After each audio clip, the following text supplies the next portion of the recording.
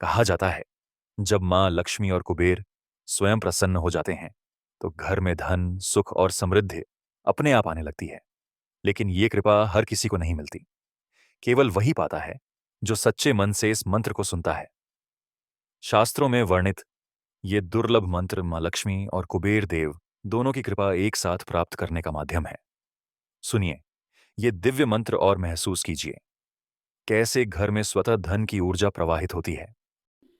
ॐ ह्रीं श्रीं क्लीं श्रीं कुबेराय अष्टलक्ष्मी मम गृहे धनं पुरय पुरय नमः।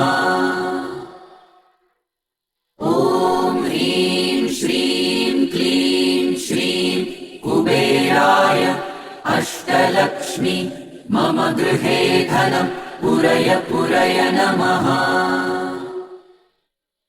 ॐ ह्रीं श्रीं क्लीं श्रीं कुबेराय अष्टलक्ष्मी मम गृहे धनं पुरय पुरय नमः।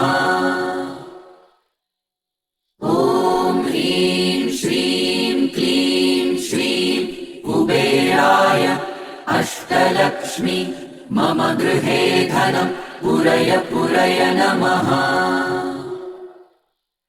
ॐ ह्रीं श्रीं क्लीं श्रीं कुबेराय अष्टलक्ष्मी मम गृहे धनं पुरय पुरय नमः। ॐ ह्रीं श्रीं क्लीं श्रीं कुबेराय अष्टलक्ष्मी मम गृहे धनं पुरय पुरय नमः। ॐ ह्रीं श्रीं क्लीं श्रीं कुबेराय अष्टलक्ष्मी मम गृहे धनं पुरय पुरय नमः। ॐ ह्रीं श्रीं क्लीं श्रीं कुबेराय अष्टलक्ष्मी मम गृहे धनं पुरय पुरय नमः। ॐ ह्रीं श्रीं क्लीं श्रीं कुबेराय अष्टलक्ष्मी मम गृहे धनं पुरय पुरय नमः।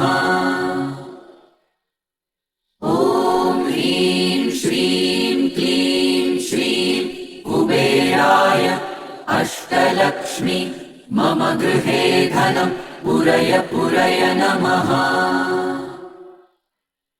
ॐ ह्रीं श्रीं क्लीं श्रीं कुबेराय अष्टलक्ष्मी मम गृहे धनं पुरय पुरय नमः। ॐ ह्रीं श्रीं क्लीं श्रीं कुबेराय अष्टलक्ष्मी मम गृहे धनं पुरय पुरय नमः।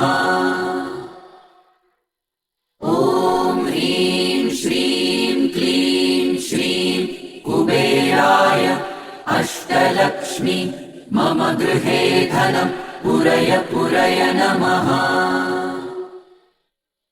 ॐ ह्रीं श्रीं क्लीं श्रीं कुबेराय अष्टलक्ष्मी मम गृहे धनं पुरय पुरय नमः।